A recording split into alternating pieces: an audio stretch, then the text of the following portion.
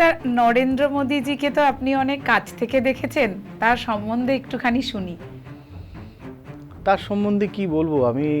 তার সম্বন্ধে বলতে গেলে তো অনেক কথা বলতে হয়। আমার যেটা নিজের ধারণা যে সব কিছুই হয় ঈশ্বরের নির্দেশে। আমরা সবাই ক্যারি আউট করি, সেটাকে নিয়ে চলি, বাস্তবায়ন করি বা একদম গ্রাসরুট পর্যন্ত সেটাকে নিয়ে যাই। তার মধ্যে একটা ঐশ্বরিক ভাবনা, চিন্তা, শক্তি অবশ্যই আছে, যার জন্য তিনি অমানবীয় একটা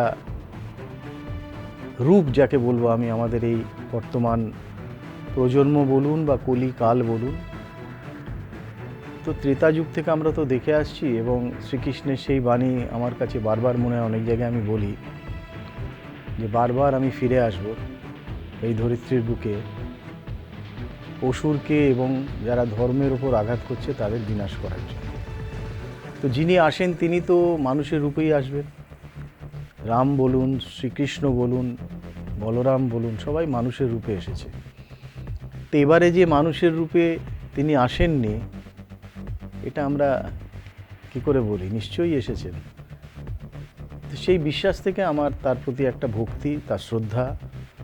তিনি রাজনৈতিক নেতা বলে নন, তিনি একজন দূরদর্শী স্টেটসম্যান বলতে যাকে বোঝায় তাই, যেটা বর্তমান যুগে প্রয়োজন। এবং দরদি লোক, দরদ, যার ভেতরে একটা প্যাশন, দরদ, মানুষের জন্য ভাবনা, তো সেটাই তাকে মানুষের কাছে এনে দিয়েছে, এবং আমরাও সেই জন্যেই তাকে শ্রদ্ধা করি।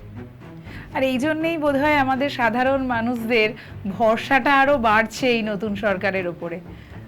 ভরসা তো বাড়বে, উনি তো বলেই দিয়েছেন যে ভয় আউট, ভরসা ইন। তবে এটা সাধারণ মানুষের জন্য, যারা এতদিন শাসন করে এসেছে তাদের জন্য কিন্তু এটা উল্টো, ভরসা আউট, ভয় ইন।